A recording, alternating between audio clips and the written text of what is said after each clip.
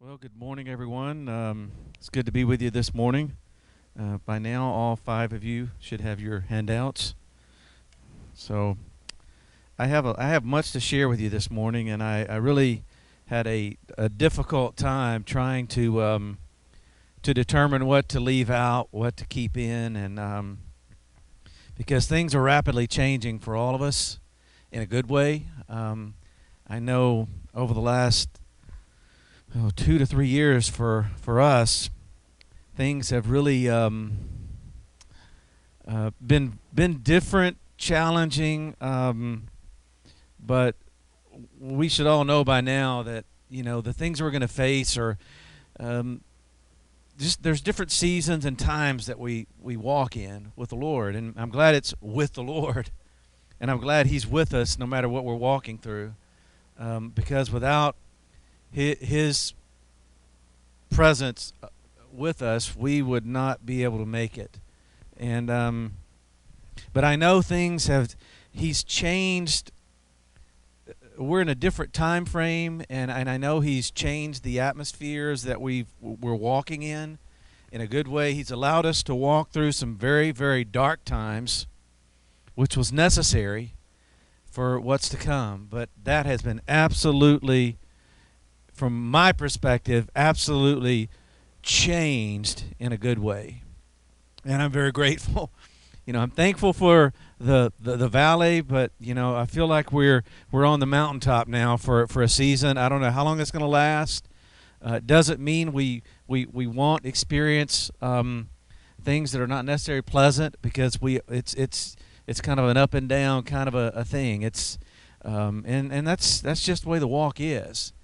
But when I say that the atmosphere has been absolutely changed for the good, it has been revolutionized by the Lord, and He's preparing us for, I think, a great release of His Spirit into the earth in this last phase of this year. That it's going to leave us all stunned by what He does and how He begins to really expand and explode in new areas and in new churches, and so I'm very encouraged by that. And in the beginning, I have a verse that I want to proclaim over all of you and over our network, because this is a verse that the Lord kind of dropped in my thinking about 3 or 4 weeks ago, and so I just want to read it, and it's about restoration, and it's in a well-known passage in Joel 2. In verse 25, it says this: "And I will restore to you the years that the locust has eaten, the cankerworm, the caterpillar, and the palmerworm, my great army which I have sent unto you. And you shall eat plenty and be satisfied, and praise the name of the Lord your God, that has dealt wondrously with you, and my people shall never be ashamed. And you will know that I am in the midst of Israel, and that I am the Lord your God, and none else, and my people shall never be ashamed." He says that twice. "And it shall come to pass," and here it leads into this, and I had not seen this before in this manner, and it's because of where we are. It's the timing of the Lord, and how God has revolutionized the spirit realm and where we're at as a people. I reflect back, and I'm going to finish reading here in a minute, but I'm reflecting back over the last couple of months how it was horrible. I'm just telling you, it was so dark. It was so...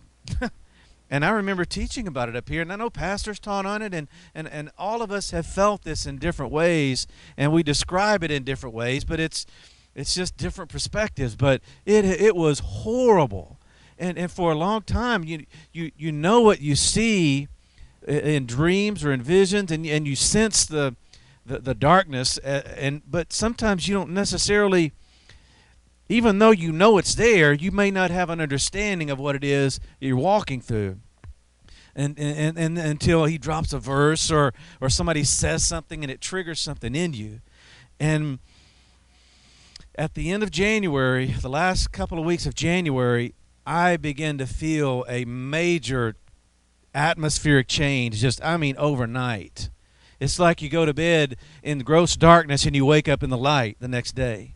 that was the contrasting of what was happening in the spirit. And ever since then, I knew that the Lord was changing things for us. And at that point, we were transitioning out of the treasures of darkness. We're still in there, don't get me wrong, but the atmosphere has changed. There's this misery that I felt for so long, and this confusion and doubt, all these different things from these rulers of the darkness is gone. I mean, it's absolutely not there anymore. And I'm grateful for that. And that tells me a lot of things. Number one is it tells me that the Lord has changed the atmosphere, obviously. And then secondly, that He's moving us into something where we have a measure of a crown of authority that's been given to us. And there's a whole other host of things that could be said about that. But I know that He's bringing restoration of things that maybe we felt like. He's restoring the years, is what I'm saying. He's bringing a restoration, and He's giving us plenty, and He's making us to where we feel this measure of His satisfaction inside of us in ways that we haven't experienced to this point. And then if you keep reading, then He says, I will pour out my Spirit upon all flesh. That comes after the restoration of the years. And that comes after He says, I'm going to give you plenty. I'm going to bring satisfaction. Then He says, I'm going to pour out my Spirit. And then as a result of that, the dreams, the visions, the prophecy, and all that comes forth from His Spirit. And so I just want to proclaim that over all of you, that the Lord is restoring, and He's giving back more than enough, and He's bringing plenty, and He's bringing a spiritual satisfaction to all of us in this new season and in this new year that we're moving into. It's incredible. It's the direct opposite of what we've been facing over the number of months. And for some of us, it's been a little bit longer than that. But that's okay. That's okay. So I don't know if you feel that or not, but it's here. It's upon us. And so I'm very encouraged in the Lord that He's taking care of all of us. He really is. And there's times where the enemy came in like a flood, and the Spirit of the Lord is going to raise up a standard against him. There's times where the enemy thought he had us and he was kind of laughing at us. And he can laugh all he wants to, but the Lord knows exactly where we are. And sometimes, I'll be honest with you, I feel like I'm overtaken by the evil that we're coming up against. You feel that as an intercessor. You feel that. I mean, because we can't overcome anything in our own strength. We can't. It's only by His Spirit, and His Spirit can overcome anything, and His Spirit can give us, can cause us to outrun a chariot. I mean, if Elijah could do that, nothing is impossible. Nothing is impossible as long as we are relying on the Lord's Spirit within us to do the impossible. Anything, and the things we're coming into are just absolutely astounding. So that's kind of the starting point of this lesson. And the title of this thing, I mean, we could really go off on the title of this and speak for weeks and weeks and months. God has given us and people like us the ability to see what the Father is doing, to see what He's actually doing in the Spirit, and then partner with Him in it.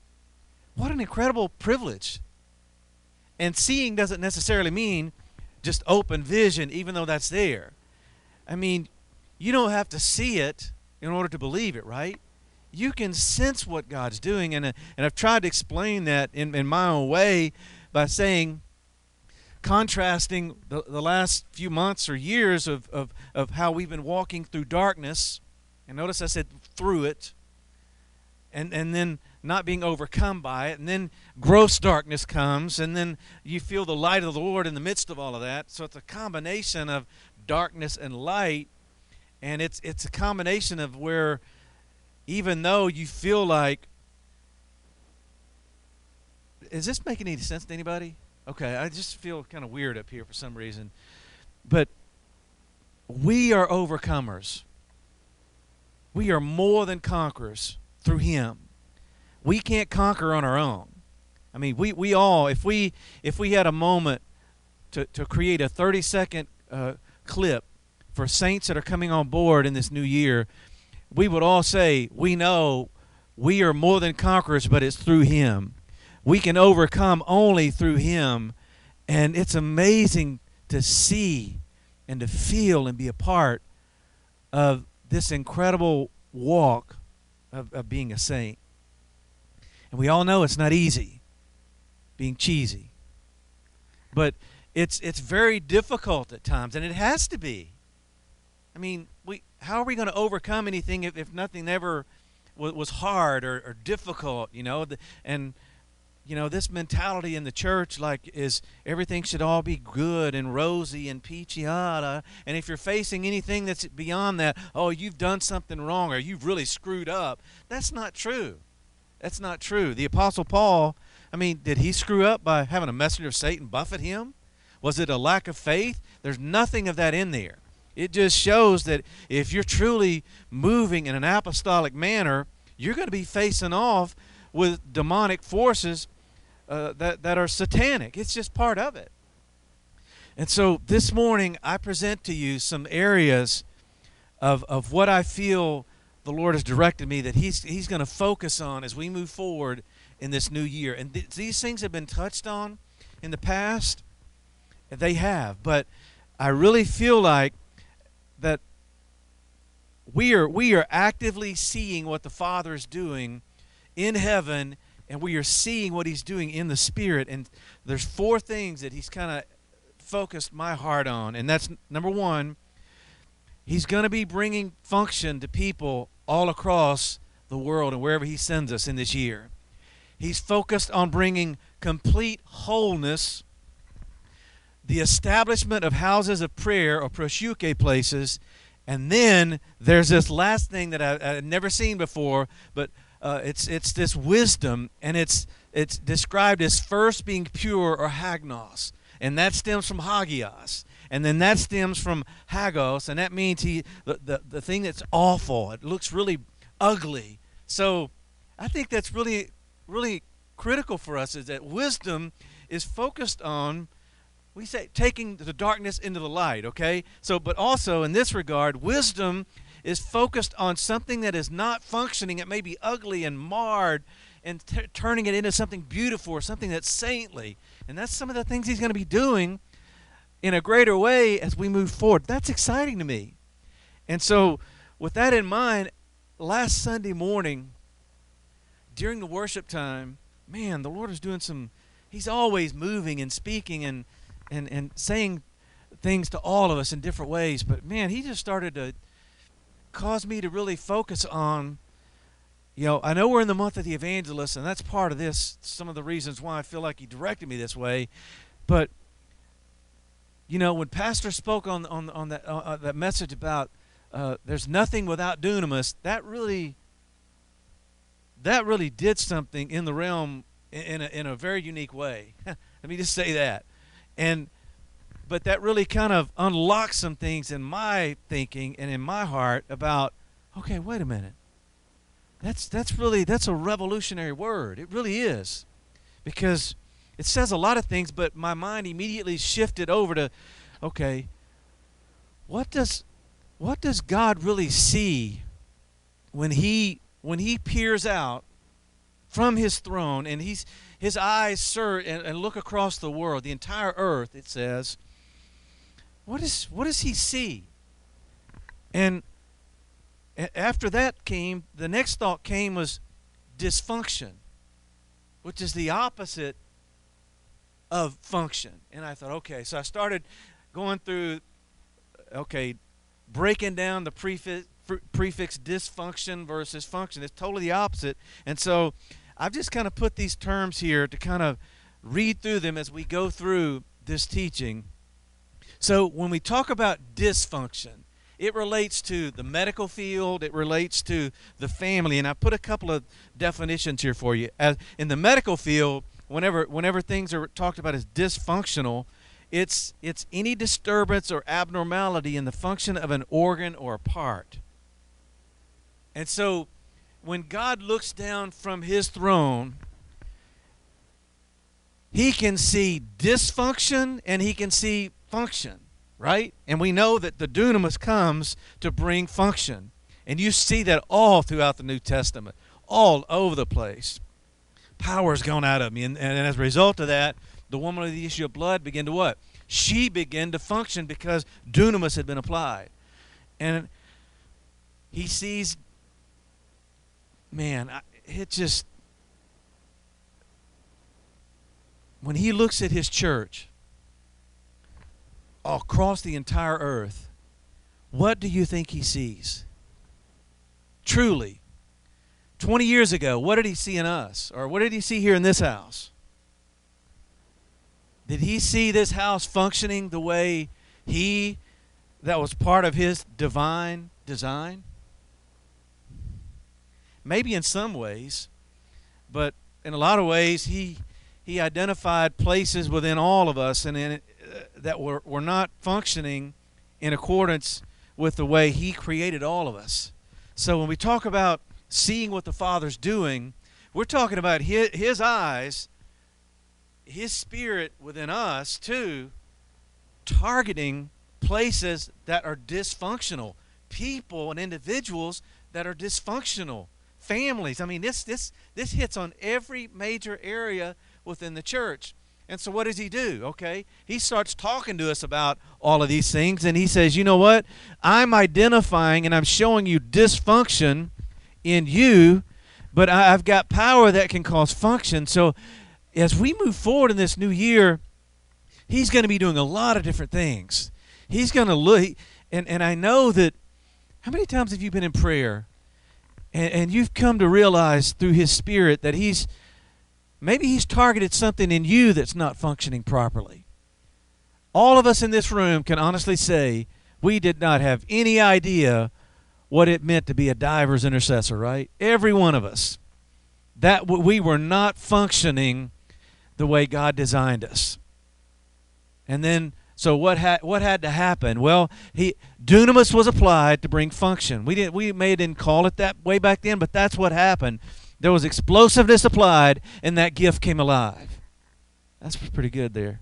Good. You have to write that one down. But this is this is an incredible thing the Lord has really said over and over again in a lot of different ways. So let's look at it from a family standpoint. We've all, maybe you grew up in a family, literally, where there was total dysfunction. You know, there's signs of dysfunction all around us. Families are being torn apart. They're not operating the way God intended it to. And let's bring that over into the family of God. The family of God and churches and individuals are not functioning the way he's designed them to. We have the word of the Lord, the word of Yahweh to go and speak. And when we declare things like being a diver's intercessor, that capability is on the inside of every person on this planet. And we know that everybody's not going to accept that, right? Some are just going to say, oh, that's not diver's intercession. That's not what that means. Oh, that's not a grace gift. Well, that's what it says it is, right? And so we have that word in us. We have the privilege of releasing words like that to people. And we know this, but there's something inherent within where we are in this time frame. Whenever we're sent forth, we all know this. I believe that things are really going to begin to happen in a rapid manner as we move forward. From this point on in wisdom and revelation, God is really going to begin to do some remarkable things in people, because that's what his eyes are looking at. He's looking. Can he see dysfunction? Yes, he sees everything, right? But is that really what he's wanting to focus on?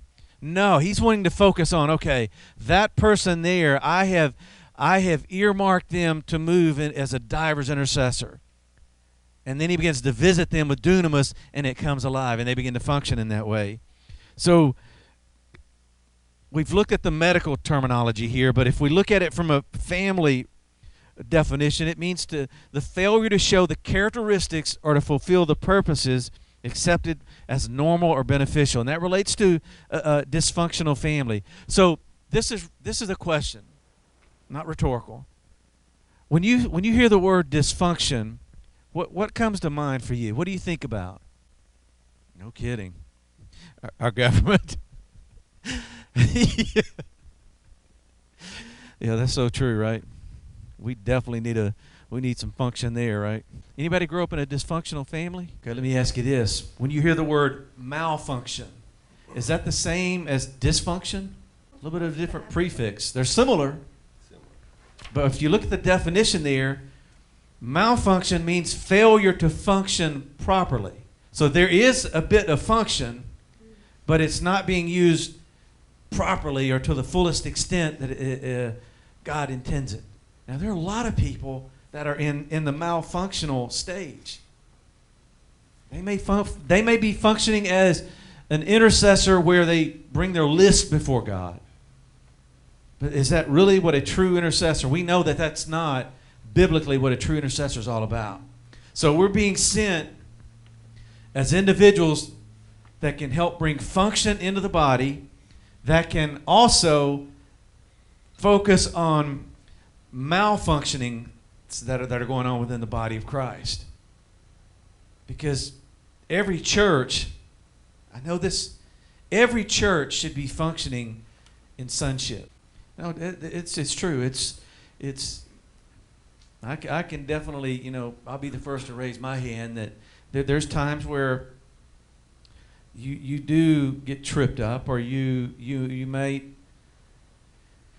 Anytime we're talking about, like, there used to be a lot of emphasis on the principalities many years ago, and we still deal with them, but one of the main members of the hierarchy has been the rulers of the darkness, because of the year that we're going into. And these guys don't play. I mean, they really don't. And it's okay to say that, because, like I said earlier, the Lord has changed the atmosphere. He's helping us in ways that we can't help ourselves. But in the midst of that, when you're wrestling a ruler of the darkness of the world, they tend to kind of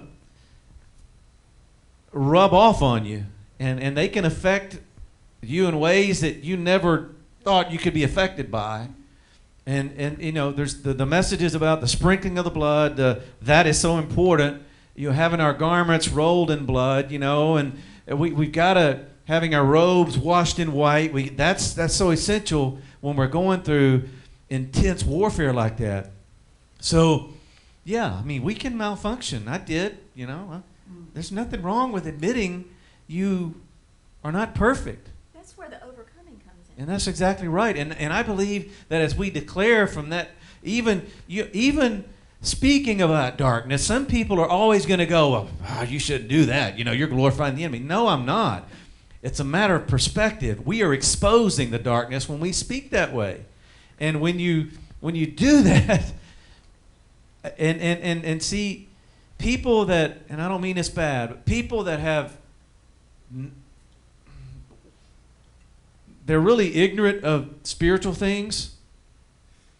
They can't see the crowns that you're wearing, or they can't see the way God has outfitted us, and the way that new crown I mentioned that we've gotten that's helped us overcome. These demonic forces, they see that.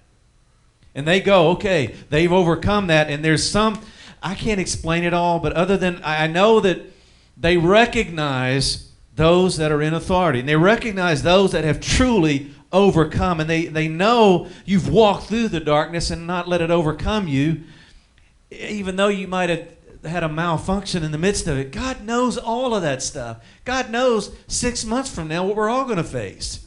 And his objective is not for us to fail. He never wants us to feel shame, like that double issuance that I spoke about from Joel. He doesn't want us to feel shame. He doesn't want us to feel like we're an absolute failure. It's not his objective that we remain under the juniper tree, even though he knows we're going to be there. He knew Elijah was going to face that.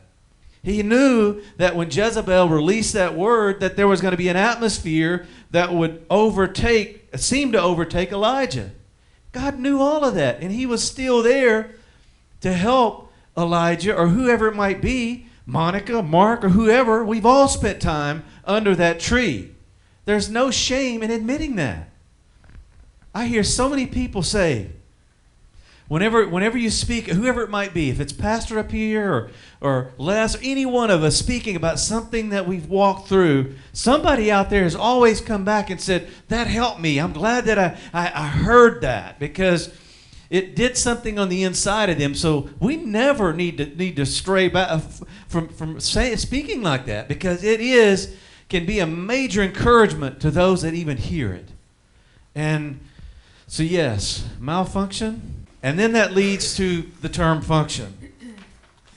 And these are dictionary definitions. The kind of action or activity proper to a person, thing, or institution.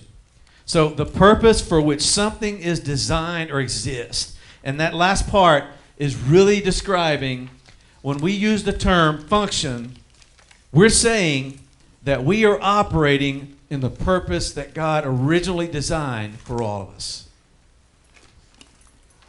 And you think about over the last 20 plus years, God has been constantly showing us how He has designed all of us to function. But He doesn't leave us there to try to do it on our own. We can't. You could not make yourself be a diver's intercessor. It took dunamis to activate that and cause you to function in that way. It takes grace to be applied in that same scenario. So with these terms firmly in our minds, I started to think of all these questions started to flood my mind. And I just put them down here for you. Questions to consider. So what does Yahweh see when He looks at individuals? When He looks at all of us this morning, is He looking at beauty? Is He looking at the outward appearance? Is He looking at what we're wearing? Can He see all of those things? Yes. That is not the focal point of the eyes of Yahweh. He's looking deep on the inside into the secret place, into the hidden man of the heart, and He wants to see if that area that He created is functioning the way He designed it to. That's what He's looking for. That's what His eyes, when it says His eyes are running, I love the terminology, running to and fro throughout the entire earth. He's looking deep within mankind. And He's given us that message. And man, when we go in as His spokesperson, we know. Because He's taught us what He's focused on. And we can confidently speak on His behalf and say to every person and every church where He leads, that He's called you, He's designed you to be an intercessor. And He's looking for that. That message is never going to change. Right? So what does Yahweh see when He looks at churches? Does Yahweh respond when He sees His creation not functioning in accordance with His divine plan and purpose? Does He respond? Does He respond when He sees His church not functioning in accordance with His divine plan and purpose? Or does He just stand back without trying to intervene or help? Does He just ignore when He sees people and He sees churches not functioning the way He designed them to? Does He just ignore? No. I think there's something within His makeup, the heart, and in His mind. And it's called jealousy. His divine jealousy. Has He not taught us about that? He's jealous for His people. He's jealous for His church. And I don't for one second believe that He's going to stand by quietly and just ignore. I know there's times where we might feel the Spirit saying, don't go here. I'm not saying that. I'm just saying inside the divine heart of God that we all are in constantly has this perfect jealousy that says, you know what? That person is not operating the way I created him. That church is not functioning. This nation, this city, and He's doing that all the time. That's what he thinks about all the time. So he responds. He's not going to, and he's responding through us in partnership. And he's sharing with us, like, I believe this year is going to be so incredible where people are going to function the way he's designed them to. I believe that he's going to explode into them to where they step into wholeness unlike anything they've ever felt before. I feel whole at this point. In the Spirit, the Lord wants us all to feel a measure of wholeness. And we're going to look at a passage that is just filled with this terminology. But before we do, I want to quickly review the verse in Isaiah 59:16. Can somebody pull up Isaiah 59:16, and I want you to read it. We'll wait just a second till you can get there. Isaiah 59:16. We all know this verse. And I want you to think of it in the context. Did God just, when he looked out, how did he respond in this verse? What did he do?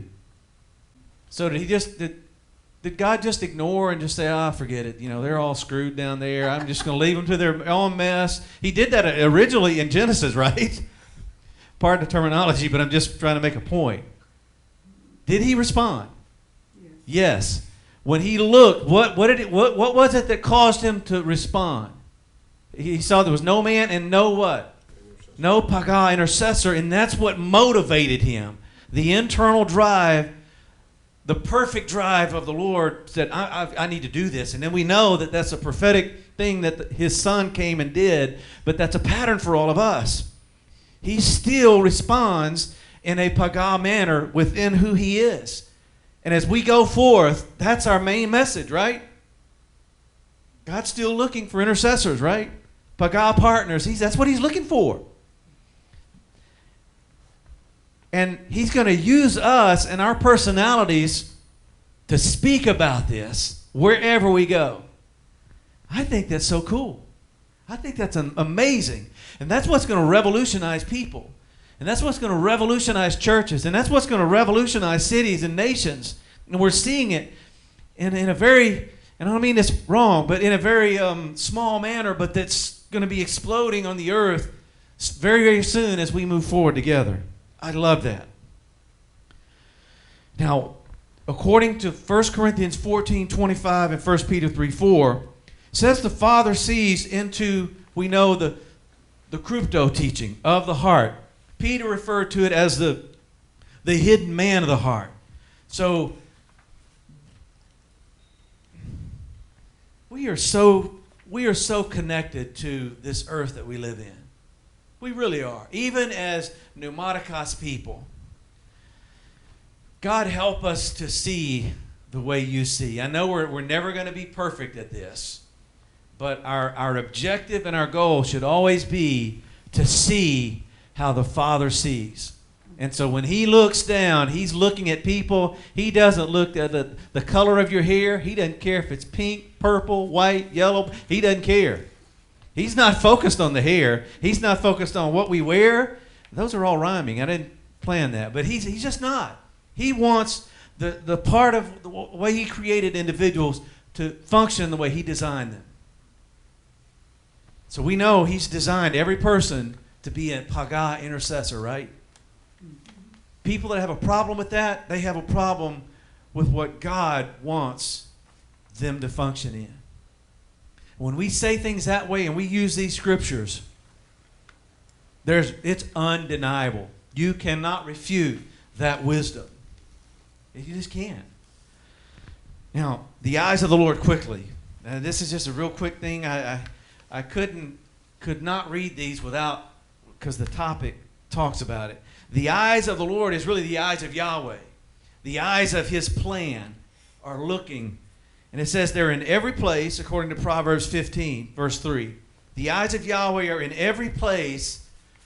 And as he's viewing things in every place, this word for beholding here, it's been taught on, I'm sure.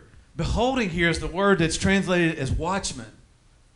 Here, he's to lean forward and he's peering out into the distance. And what is he seeing? He's looking at the raw, the twisted purpose. I wonder why it's not the other way. I think it's in that order for a reason, because he's looking at what's twisted and going, okay, I want to turn that to the toe. He has the ability to do that. And that's really incredible. It didn't say he's beholding the toe first. No need to behold that. It's functioning right, isn't it, right? So he's wanting to focus on the twisted thing and turn that for the good. I like that. It says the eyes of Yahweh run to and fro throughout the whole earth, according to 2 Chronicles 16:9. It says, for the eyes of Yahweh run to and fro throughout the whole earth. And then Psalm 34, verse 15 on page 2 says, the eyes of Yahweh are upon the righteous, and his ears are open unto their cries. So you've got the visionary capability and the auditory, and it works in absolute perfection, are focused on those that are the righteous, those that are moving in the vision of the Lord that he's revealed. And then when we begin to cry out to him, he recognizes that as well. So he can see everything, tob, raw. It doesn't matter if it's twisted or not twisted. It doesn't matter. He can see everything in a perfect manner. If it's not operating according to his divine design, he says, I want to visit that, and I want function to come to that area of our lives. He's all about, he doesn't want dysfunction. And boy, his jealousy will rise up. And I think some of the days that we're headed into are going to be really like the days of Moses, where he's going to intervene and judgment's going to be released. Plagues are coming. We know that. We know that in Revelation that the angels that come out of the temple there in heaven, they're coming with some really rough things. But those that are partnering with the Lord are going to know his goodness in profound ways. So with that in mind, we come to John 5. And this is the passage. All of this stuff came last Sunday morning right before worship. And so I've been thinking about it all week. So immediately after this, seeing some of the things that the Father was doing in our midst, I was thinking this passage came to me about how this individual was really in a dysfunctional state.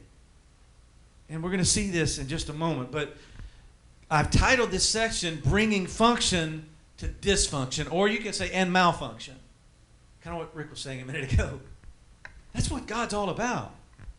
When he sees individuals, and notice here, we're going to start reading, there is a great multitude of people that are present at this pool. And these 5 porches that are here. So let's read it.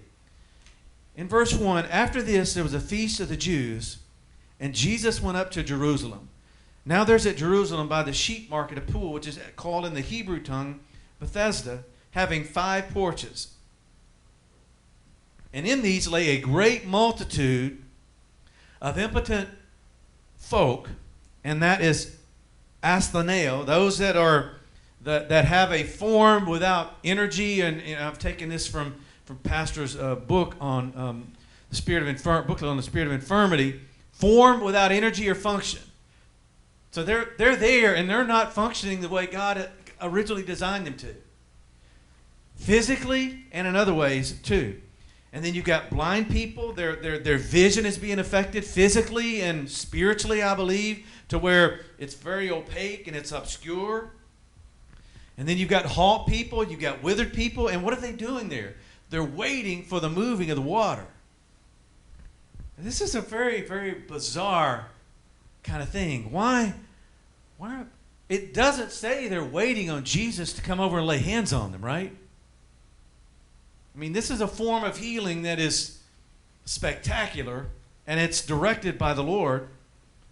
So this kind of sets the stage. You know, there are people that we're being directed to that they have a form, but they're lacking the spiritual energy and function of the dunamis to operate according to the divine design. So God sees that, right? We know he recognizes there are people that he has earmarked in the midst of great multitudes. He didn't release this to the entire multitude of people that are there. I mean, it says, as we keep reading in verse 5, here we have the stirring of the waters by the angelic. So this is really bizarre too. I mean, why did he choose an angel to come down and stir waters? I mean, why? I mean, why did he do all this? It just part of his divine design. Some of this I can't explain. I mean, I just know that it's a supernatural thing. Obviously, it says, for an angel went down at a certain Kairos season. This is a Kairos timing here. It was, and I believe that as the Son of God, we know he operated perfectly in the timing of the Lord. He did, perfect. And I believe he's equipping us to discern these types of angelic stirrings that are going to result in people that are not moving and functioning to say, the angels are stirring the waters, jump in. And the people get in, and all of a sudden, they're whole. They're complete. That's not an easy thing to discern, right? But he's equipping us to be able to know this. And it says, and whosoever then first, after the troubling of the water, steps in, is made whole. And I love this term here. Pastor's written an entire book on wholeness. And so what does it really mean to be whole? Is it just physical wholeness? And I think a lot of times we think, I think, okay, wow, this guy, there was a physical miracle, right? It doesn't say miracle here. He uses the word wholeness, and I believe that this person, whoever it was that was going to receive this, it affected them in every way, not only physically, but mental wholeness. Remember, I believe some of the greatest demonstrations of healing are going to be where God revolutionizes them physically, mentally, emotionally, socially, and in every way, they are going to be whole. That's the way God wants people to function. This person that he identifies here was not operating the way God designed them to. He recognizes that. And so he sends an angel, and this begins to happen. And it says, whoever steps in first is going to be made whole, clean, pure of whatever disease he has. So now he brings in disease here. And if you look at that in the Greek language, it speaks of an ailment or you trace it back to its root. It refers to a malady of some sort, but it also can be a disability. Okay, so you can imagine where my mind started going. Okay, disability. Breaking that down. Disability is the opposite of ability. And ability a lot of times is translated as dunamis or dunamai in the New Testament. So he's focused on, and I know in our way of seeing a disability, it's somebody's got, it means a lot of different things, and God recognizes that. But when he sees this, he says, you know what? I didn't create this man to function this way. And it says in verse 5, a certain man was there which had an infirmity 38 years. Man, we go through something for 2 months and we think God's left us, right? I mean, this guy's been in this condition for 38 years.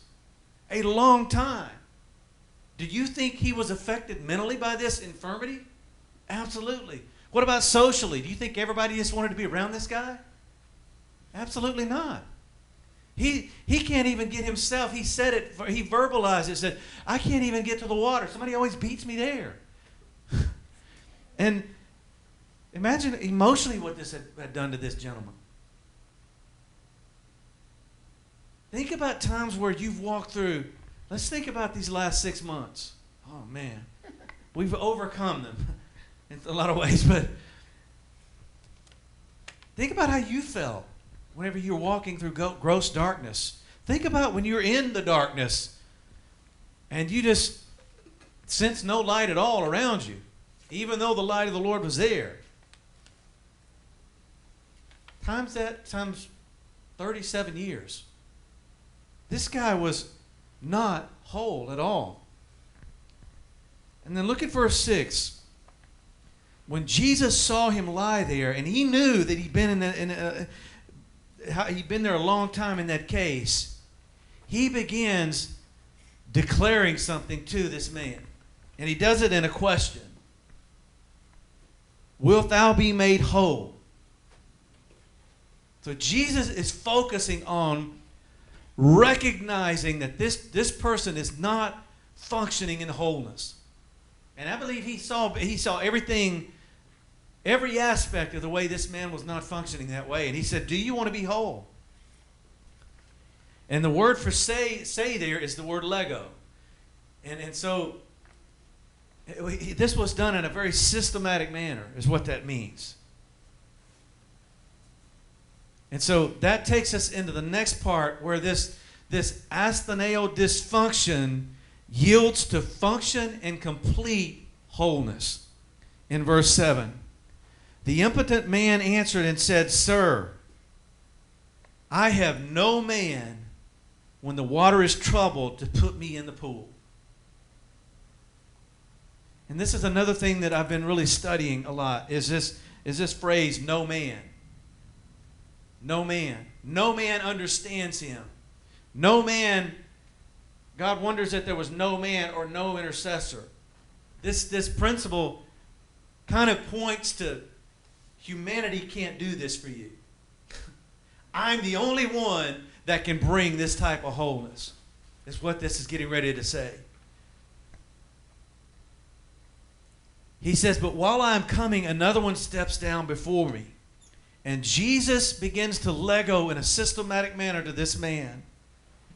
And he says the first word that he releases is rise. And that is a word of awakening when you look at it. It means to awaken something within this person. And I believe that at that moment is when he's releasing that there is, it doesn't say this, but the principle is definitely here. Function begins to come into this man. And then he says, the second thing is he says, take up your bed.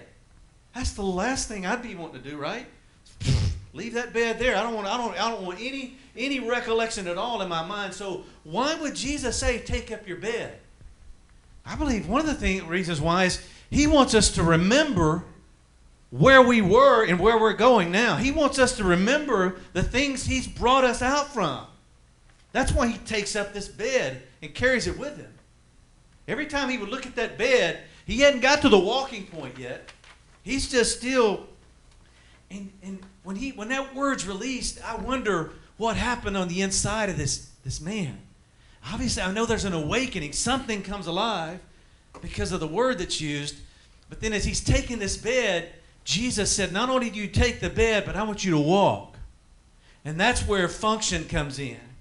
So he was void of any kind of spiritual energy and function until Jesus said something to him. Notice, he didn't have to go into the pool where the water was being stirred by the angel, right?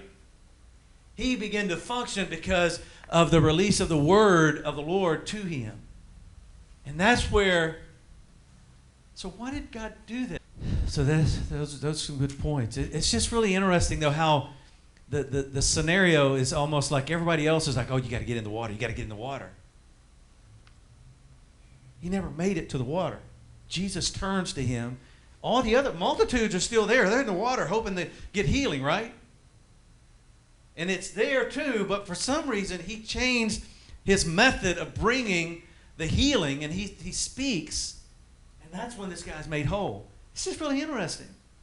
He's not trying to trick us, but there's got to be some other reasons why. I don't know. It's just fascinating, everything that's there. Hey, Mark. Look what happens in verse 9.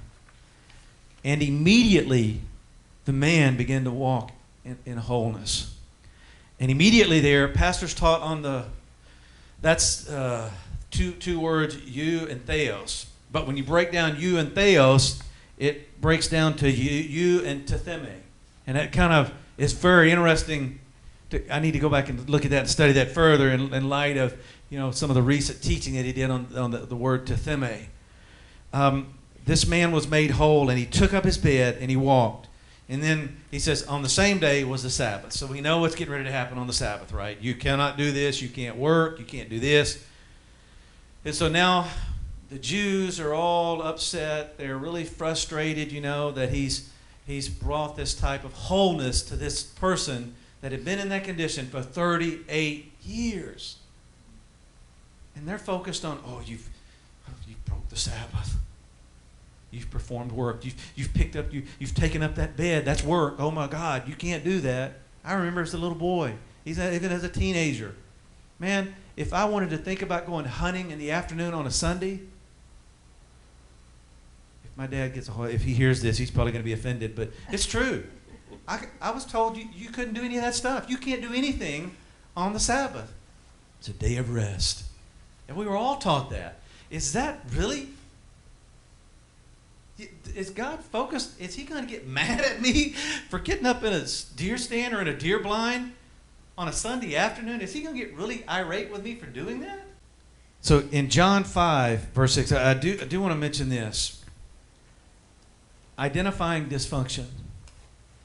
I believe spiritually the Lord has equipped us to be able to identify dysfunction in his body. And whenever we identify it, then he wants us to step into the release of the grace cures and the working of miracles that will cause function within the body. I mean, here we see Jesus, he's operating as the Son. And I know we're going to face religious voices are going to rise up and say, you know what? That Jesus did that. There's no way we can do that. What are you talking about? There are people that think that way. Okay, well, he's the Son, right? He's our model. But we are also to operate as sons of God, right? We're not saying we're Jesus. We're not saying we're God. But we're saying as a son, it's our privilege in partnership to move in these same ways. So it says that when he saw that man lying there, he knew, gnosko, that he had been in that condition a long time. So it's like when we go into a new scenario or a new church or a new gathering, I believe his Spirit has so honed this skill in us that we can identify when people are not functioning. I mean, we can walk in a church. We could walk in the Methodist church, or we could walk in the Catholic church up the street here, and we could see dysfunction easily, right? We could see people that are not functioning the way God designed them to. We can look into our families, our immediate families, and go, man, they're not functioning as a diver's intercessor, right?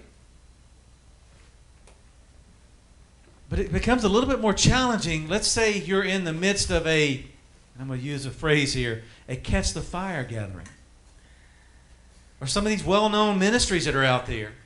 And God's sent us there to say, it's a little bit harder to discern dysfunction in that atmosphere.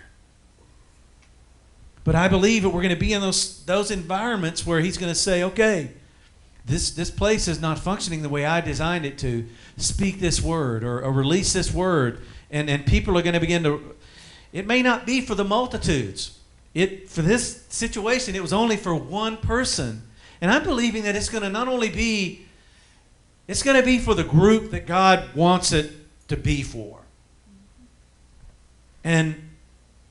But he's equipped us to do that. Now, let's look at John. I'm not going to read all the stuff about the Jews. Okay, the Jews wanted to kill him initially, and then when he started saying, okay, you should, I'm sent from the Father, and da-da-da, and then they start using slayer terms, where they wanted to slay him because he said he's equal with God. So it starts out with killing, and then it goes to slaying. So it just progressively gets worse.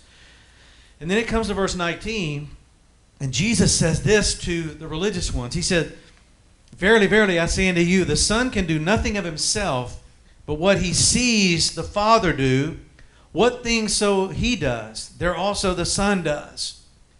For the Father loves the Son and shows him all things that himself does.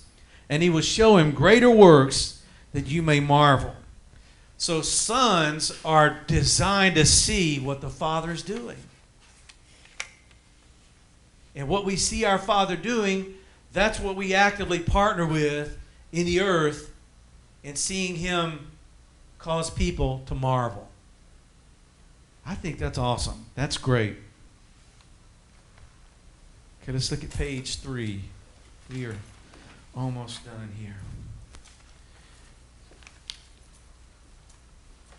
So function, wholeness. Now we're focused on the establishment of houses of tepila or prosciuke. And I believe as we go forward, wherever, these are like signs that are going to follow us. The principle that's there. And we may not be speaking on the establishment of this place being a house of prayer, but it's going to just follow us.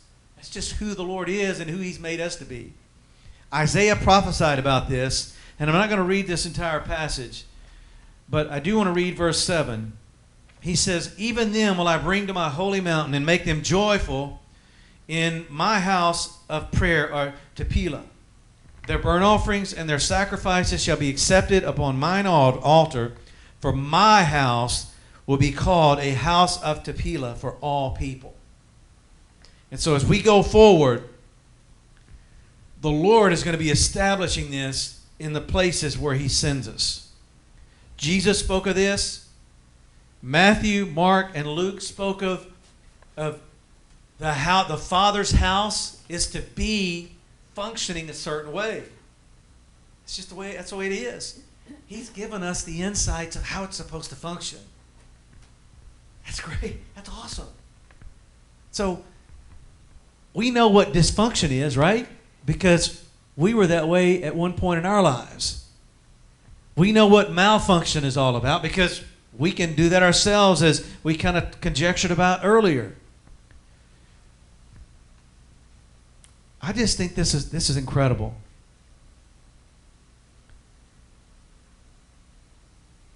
I'm not going to read all these. I want you to go back and just take a look at that. I'm going to finish with James chapter 3. Wisdom from above is identified first as being hagnos. In James 3, verses 13 through 18, it says this: "For who is a wise man," and wise as sophos, "and endued with knowledge among you?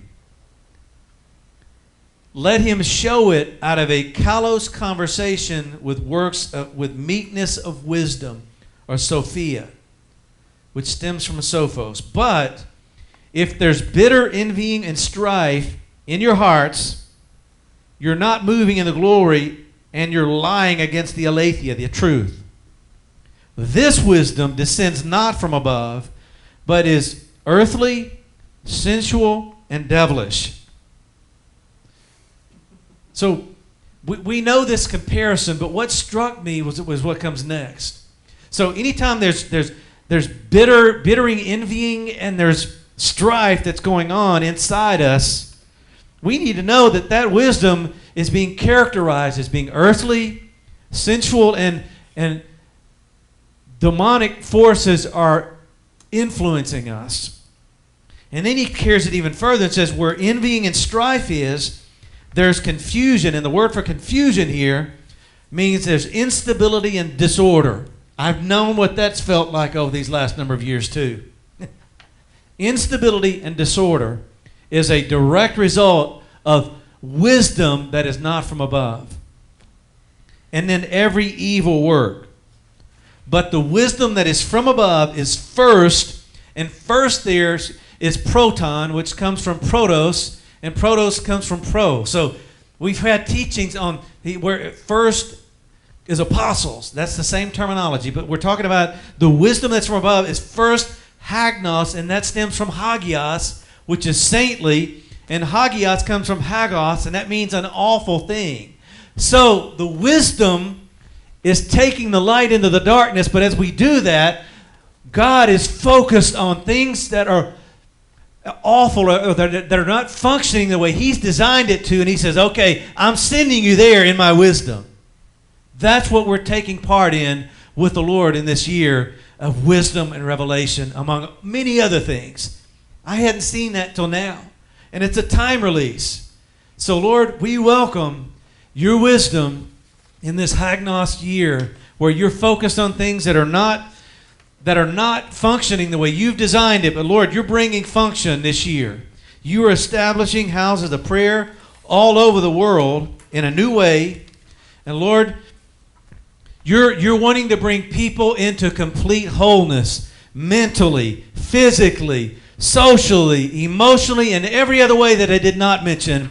That is your concept of wholeness. You designed mankind to be absolutely freed from anything that would bind us.